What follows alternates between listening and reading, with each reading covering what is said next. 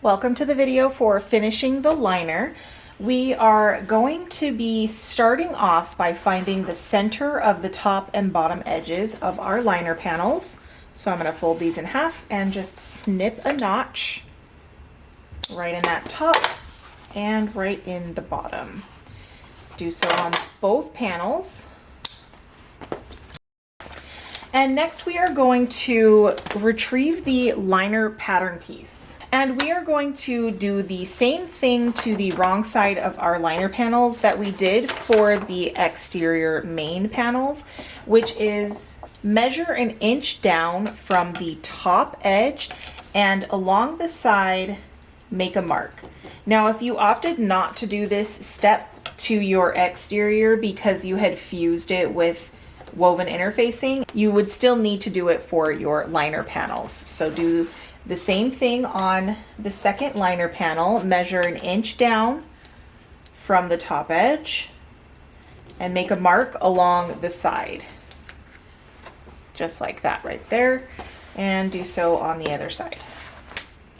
Okay, actually I'm going to flip this so that I'm looking at the top edge right here, and I'm going to lay my liner paper pattern piece down, aligning the top edge of the paper pattern piece with those two 1-inch marks, just like that. And I'm going to trace the top edge of the paper pattern piece on the wrong side of my liner, so I get a line that looks like that.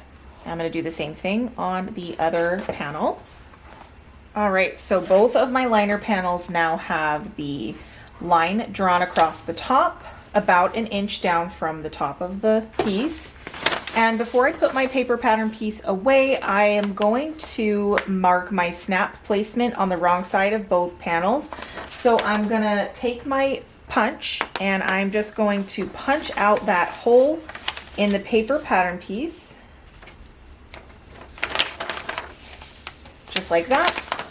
And I'm going to lay this down, aligning all edges. And I'm going to mark the placement for the snap. Your snap placement is going to end up about 2 inches down from the top of your liner. Okay, and we're going to do that to both pieces this time. Next, we are going to install a male snap on both of the snap placement marks that we just made. Make sure that both of the snaps you're installing right now are the male side. All right, both of my male snaps are installed, and don't forget to add fray check to the cuts that you make for the prongs. Stabilize the back of the snap with Peltex or another stabilizer, and add your duct tape as well. Next, we are going to take one of our liner panels and we are going to retrieve our divider pocket.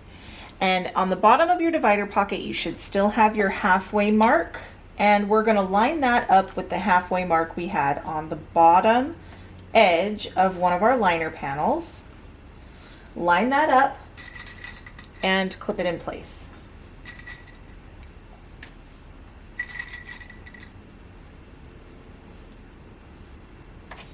While that's clipped in place, I'm going to lay the other liner panel right sides together with everything and align all edges and clip all the way around. Okay, and I'm going to come up here and start clipping on the sides as well.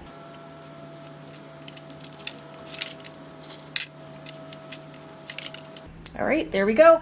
And we are going to stitch down the sides, across the bottom, and up the other side at our regular 1/2 inch seam allowance. And there's no need to grade your seam allowances, just use a 1/2 inch throughout the whole thing.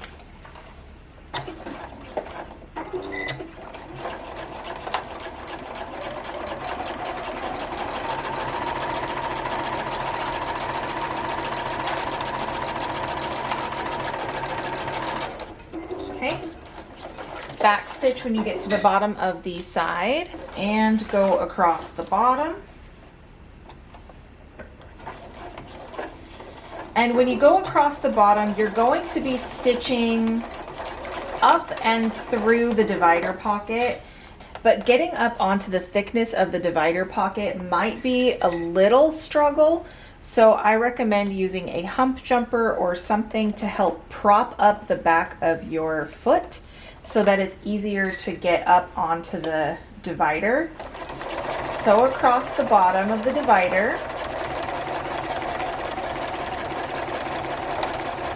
And right about here, we're going to be actually going off the divider. So we're going to go from a very thick portion of the liner to only 2 layers of material. So that can get a little bit wonky, but go all the way to the end, back stitch, and now we are going to sew up the side of the liner. Back stitch here and finish it off.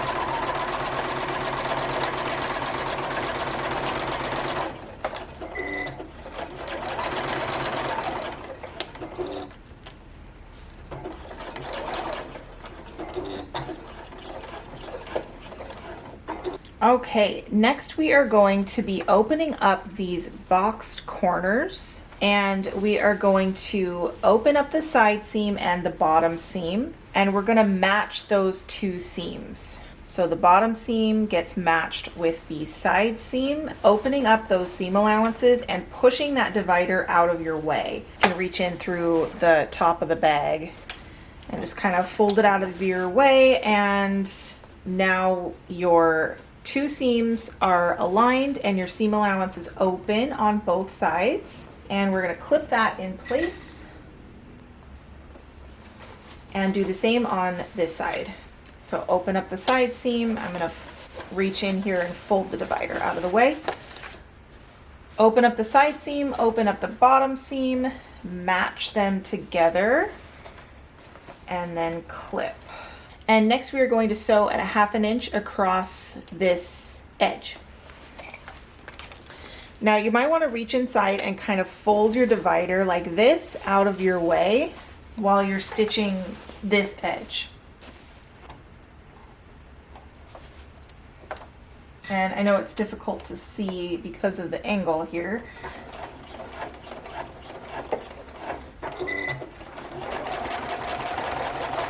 But it's a quick stitch, just stitch across at a 1/2 inch, back stitch at the start and stop, and I will show you.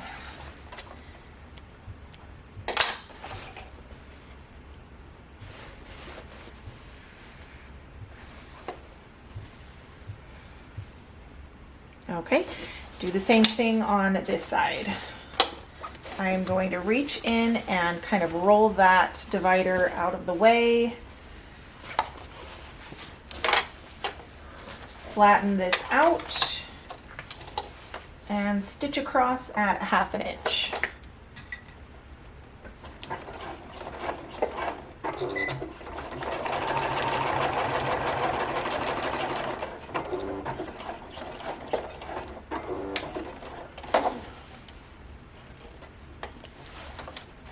Okay, you can see the side seam and the bottom seam are aligned, and it's been sewn at a 1/2 inch. And next we are going to trim down the seam allowances. So you can trim across the corners that we just stitched.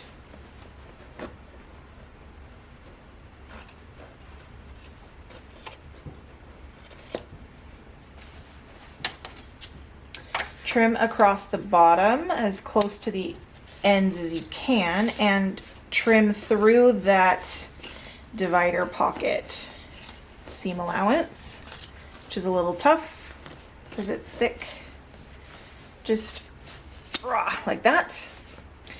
And then you're going to trim the side seam allowance, but you want to keep about 1 inch at the top untrimmed.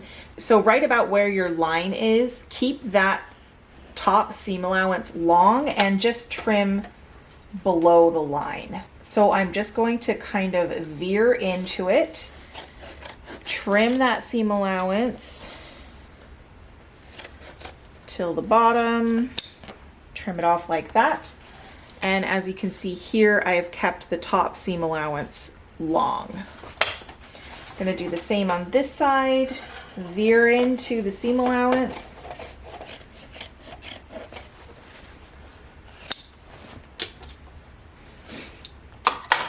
Just like that. And your liner is now complete. We are now going to bring back our main panel exterior pieces to complete the drop-in liner.